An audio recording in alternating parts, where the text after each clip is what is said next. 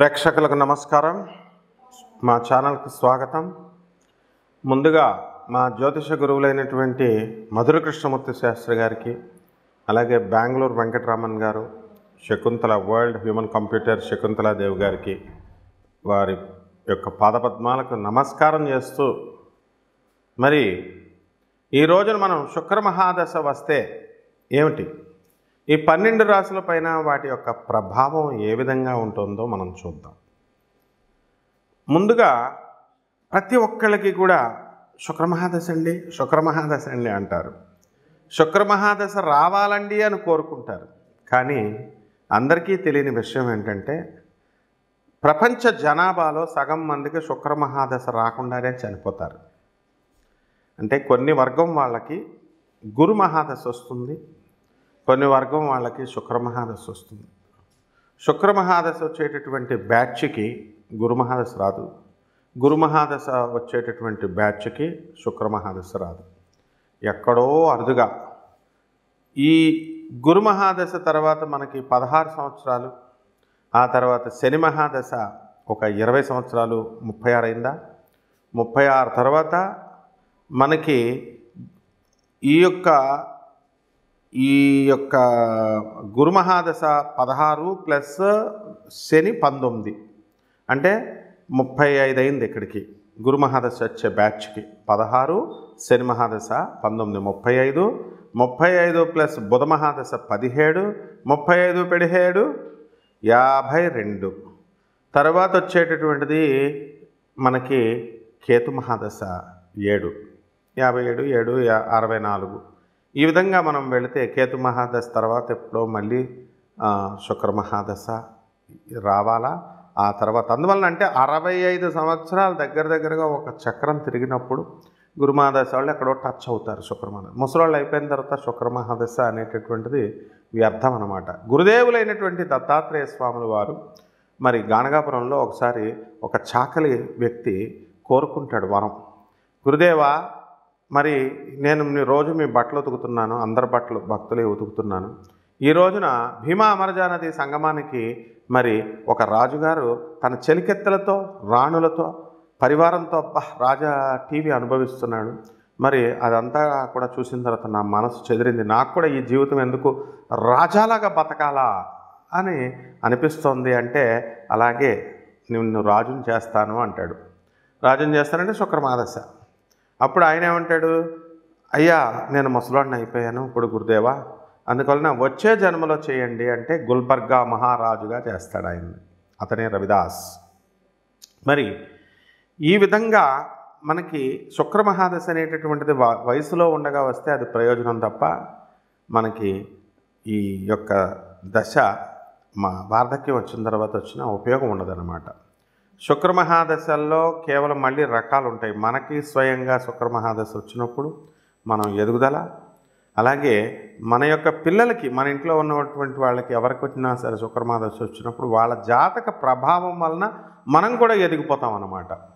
అంటే వాళ్ళు పాపం వాళ్ళ యొక్క 20 సంవత్సరాల కాలం మన దగ్గర ఉంటారు కాబట్టి వాళ్ళకి రావలసినటువంటి రాజమర్యాదలు కానీ, గౌరవం కానీ, లేకపోతే ధనం కానీ, మరి ఈ వైభోగం అంతా కూడా మనకి ఇక్కడే ఖర్చు అయిపోతుంది. తల్లిదండ్రులకు ఇచ్చేస్తాడు వాడు పిల్లడు. అందువల్లనే పిల్లల వల్ల తల్లిదండ్రులు డెవలప్ అవుతారు అంటాం. కాబట్టి ఈ శుక్రమహాదశలో అసలు ఏం జరుగుద్దండి అంటే అద్భుతాలు జరుగుతాయి. శుక్రుడు అంటే ఈ ప్రాపంచికమైనటువంటి సుఖాలు ఇచ్చేటటువంటి వాడు.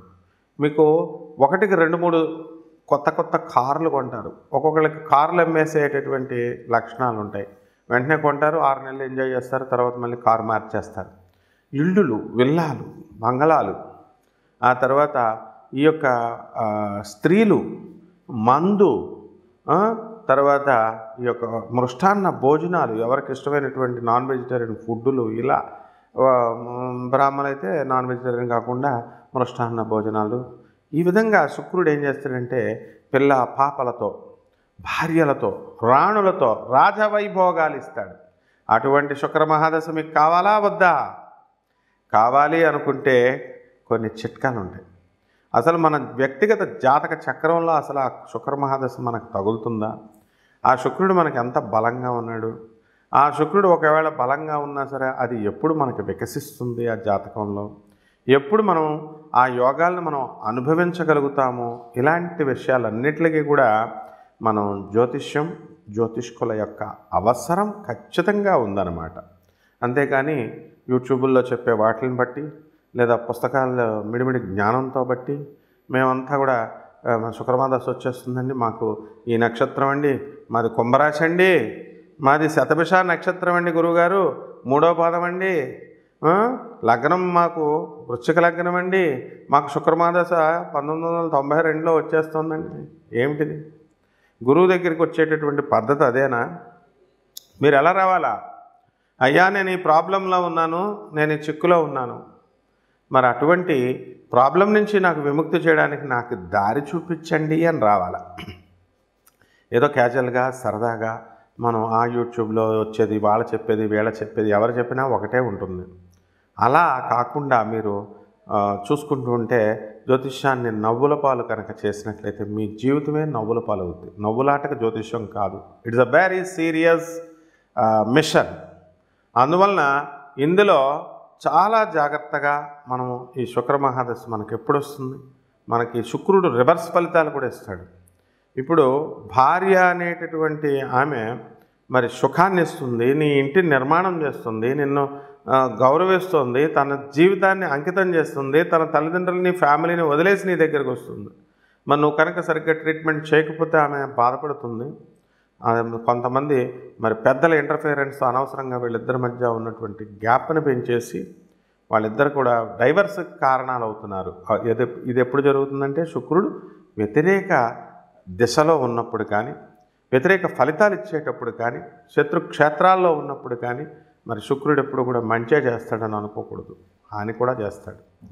కాబట్టి మీరేం చేయాలండి అసలు ఫస్ట్ అంటే, ఈ హాని జరిగేటప్పుడు మనము భార్యే పెడుతుంది, సుఖాన్ని ఇచ్చింది, మరి కష్టాన్ని కూడా ఆమె వేస్తుంది, పోలీస్ స్టేషన్ తీసుకెళ్తుంది, తప్పే ఉంది, కోర్టులో కేసు వేస్తుంది, తప్పే ఉంది, నీకు ప్రెస్టేజ్ ఎందుకు, నీకు పోలీస్ స్టేషన్కి లాక్కెళ్ళిపోయారండి, నువ్వు నా లాక్కెళ్ళిపోయావు, కోర్టులకు నన్ను ఇడ్చేసావు కాబట్టి నేను నీతో కాపురం చేయను, ఇవన్నీ కుదరవమ్మా. ఎందువలనంటే నువ్వు ఆమెను ఎక్స్ట్రీమ్ స్టేజ్కి తీసుకెళ్ళి సాగదీస్తే ఆడది ఎవరు కూడా ఇంచుమించుగా మీకు కోర్టులకు వెళ్ళరు, పోలీస్ స్టేషన్కి వెళ్ళరు. ఇది భారతదేశం, స్త్రీని గౌరవించే దేశం. కొన్ని పాతివ్రత్య ధర్మాలతో స్త్రీ కట్టుబడి ఉంటుంది. కొంతమంది మరి ఈ పోలీస్ స్టేషన్కి వెళ్ళారు, కోర్టులకు వెళ్ళారంటే యూ హ్యావ్ టు అడ్జస్ట్. అదే నాతి చరామి అంటే వివాహ వ్యవస్థలో. ఆమె కొట్టినా తిట్టినా నేను వదలను అని ప్రమాణం చేస్తావు, నువ్వే ప్రమాణం బ్రేక్ చేస్తున్నావు. మరి నువ్వు ప్రమాణం బ్రేక్ చేసి ఆ ఆడవాళ్ళ మీద తోసేస్తే ఎట్లా? కాబట్టి ఈ శుక్రమహాదశ ముందుగా వికసించాలంటే ఫస్ట్ ఇంట్లో మీ తల్లి దగ్గర నుంచి ప్రారంభించాలా. తల్లిని బాగా చూసుకోవాలా, తల్లికి తిండి పెట్టాలా, తల్లి చెప్పేది వినాలా. ముసలాళ్ళు అయిపోయారని చెప్పేసి వాళ్ళని మరి దూరంగా వదిలేయడం కానీ, మరి వేరే అనాథ శరణాలయాల్లో ఓల్డేజ్ హోముల్లో చేర్చడం చాలా తప్పు. తల్లిదండ్రులకి ఇద్దరు గుప్పుడు బియ్యం పెట్టకుండా తల్లినేమో అన్న ఇంట్లో పెట్టి 3 నెలలు, తల్లినేమో అదే టైంలో చిన్నతమ్ముడి ఇంట్లో పెట్టి వాళ్ళని సెపరేట్ చేసేటటువంటి, నిన్ను అలా సెపరేట్ చేసి పెంచారా వాళ్ళు? మరి భార్యకు భయపడి అలా చేస్తావా నువ్వు?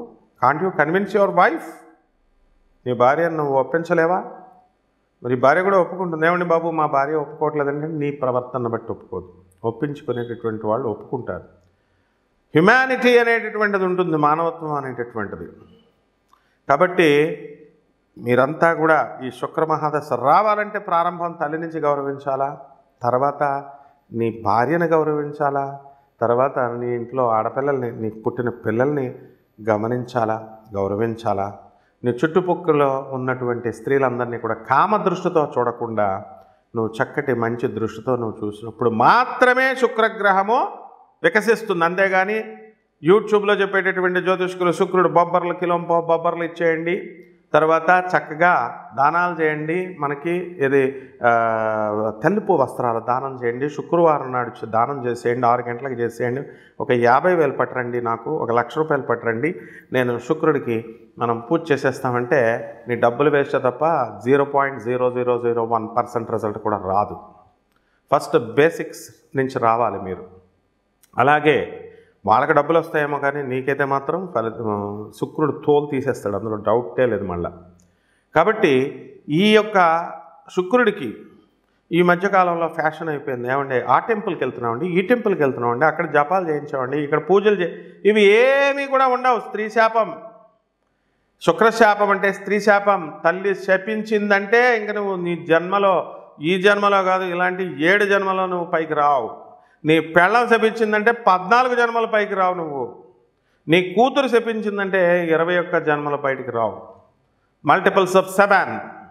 ఇందులో ఎవరికి ఎనీ అబ్జెక్షన్ ఉంటే డైరెక్ట్ నా నెంబర్ ఇస్తున్నాం, నా నెంబర్కి కాల్ చేసి మాట్లాడచ్చు. I challenge everyone. అంతేగాని చదువుకున్నాం మేము, చదువుకుంటే చదువు నీకు కన్నింగ్నెస్ నేర్పుతుందా? వీడియో చూస్తున్నప్పుడు ఏంటి కామెంట్ చేస్తారు మీరు? మంచి చెప్పేది వినరా? మంచి చెప్పేది ఎక్కదా? మీ తల్లికి మీకు తిండి పెట్టమంటే మీకు భారంగా ఉందా? మీ పిల్లల్ని బాగా చూసుకోండి అంటే మీకు భారంగా ఉందా? టైటిల్ ఒకటి, సొల్లు ఒకటి అని కొంతమంది పెడుతూ ఉంటారు, అందరికీ పెడుతూ ఉంటారు. This is my classroom, నేను చెప్పేదే వేదం. ఇక్కడ ఇష్టమైన వాళ్ళు వినొచ్చు, లేని వాళ్ళు they have to pit out of the class. I'm the professor. అందరు చెప్పినట్టు పిలక పట్టుకున్న పంతులు కాదు నేను.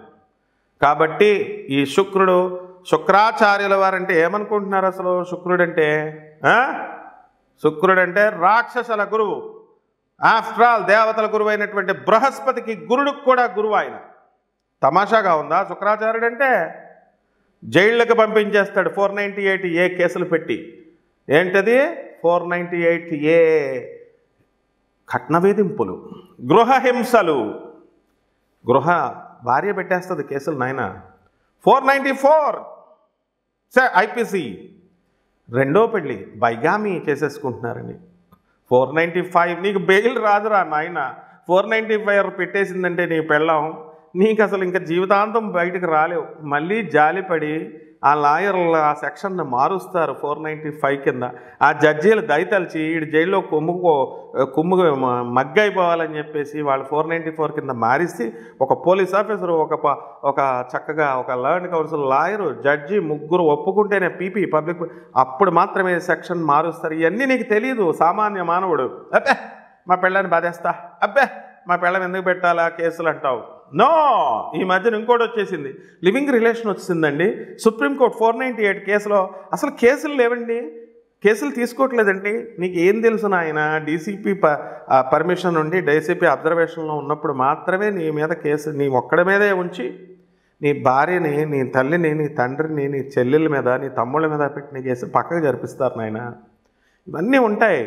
ఇవన్నీ ఏం లేకుండా ఉత్తి కామెంట్ పెడితే, నా మీద కామెంట్ పెడితే నేనేం చేస్తాను తెలుసా? క్రిమినల్ నోటీస్ పంపించేస్తాం కదా. నా పుట్టలో నువ్వు వేలు పెడితే నేను కొట్టనా చెప్పు? ఫ్రీగా వచ్చిన వీడియో వినొచ్చు కదా, నువ్వు నేర్చుకోవచ్చు కదా, నీకు మంచిగా కదా చెప్తున్నావు. కాబట్టి శుక్రమహాదశ రావాలంటే ఇవన్నీ ఫాలో అవ్వాలా. నీకు 20 సంవత్సరాలు చదువు వచ్చిందంటే చిన్నప్పుడు ఎల్కేజీ నుంచి నీకు టీచర్లు, స్కూల్ వాళ్ళు ఏం చెప్పారో ఆ డ్రెస్ వేసుకొని, ఆ బెల్ట్ పెట్టుకొని, ఆ రూల్స్ విన్నప్పుడు మాత్రమే నీకు డిగ్రీ వచ్చింది. ఇప్పుడు ఐఎమ్ బీటెక్, ఐఎమ్ ఎంఎస్ అంటే కుదరదమ్మా. శుక్రుడు తోలు చేసేస్తాడు. శుక్రాచార్యుడు కాసుకొని కూర్చున్నాడు. కాబట్టి జాగ్రత్తగా ఉండండి. ఇప్పుడు 12 రాశుల పైన మనం ఏ రకంగా ప్రభావం ఉందో చెప్దాం. వృషభ రాశి జన్మంలో గురుడు ఉన్నాడు మనకి. ఈ డిసెంబర్ నెల 2024 సంవత్సరం అంతం వరకు కూడా మనకి శుక్రమహాదశ మీకు ఎలా ప్రభావితం చేస్తుందో మనం తెలుసుకుందాం. మరి ఈ యొక్క శుక్రుడు మనకి, ఈ వృషభ రాశి వారికి మనకి శుక్రుడు డిసెంబర్ 2న మనకి బ్రహ్మాండమైనటువంటి అదృష్టాన్ని కలిగిస్తాడు. ఆ తర్వాత డిసెంబర్ 28 మకర రాశిలో ఉన్నటువంటి శుక్రుడు చక్కటి అదృష్టం. అందువలన వృత్తి, వ్యాపార, ఉద్యోగ విషయాల్లో మీకు అన్నీ కూడా బ్రహ్మాండంగా కలిసి వస్తాయి. జీతభత్యాలు పెరుగుతాయి. మీ యాజమాన్యాలు మిమ్మల్ని గౌరవిస్తారు, గుర్తిస్తారు. విచిత్రం ఏమిటంటే మీకు ఏదో పని మీద వెళ్తే అక్కడ సన్మాన కార్యక్రమాలు కూడా మీకు జరిగిపోవడం అనేటటువంటివి జరుగుతాయి. అలాగే మరి ఈ యొక్క శుక్రుడు డిసెంబర్ 28 తర్వాత వక్రించినటువంటి శనితో కుంభరాశిలో ఉండడం వలన కూడా అద్భుతంగా మీ భార్యలు వదిలేసి మిమ్మల్ని వెళ్ళిపోయినటువంటి వాళ్ళంతా కూడా మిమ్మల్ని అర్థం చేసుకొని మళ్ళీ తిరిగి ఇళ్ళకి రావడానికి అవకాశాలు ఉంటాయి.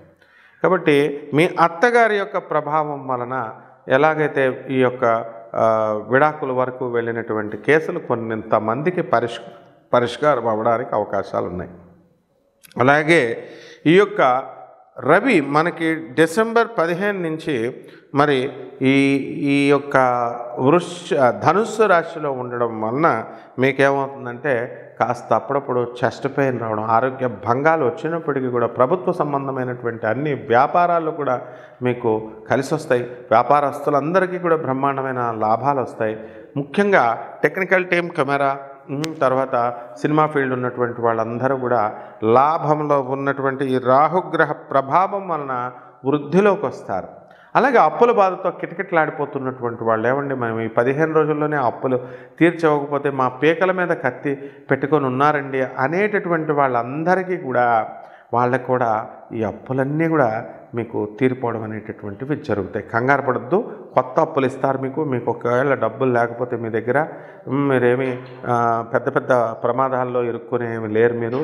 మీరు ఏం చేయాలంటే చక్కగా కొత్త అప్పు వస్తుంది, ఆ కొత్త అప్పుని తీర్చేసేయండి.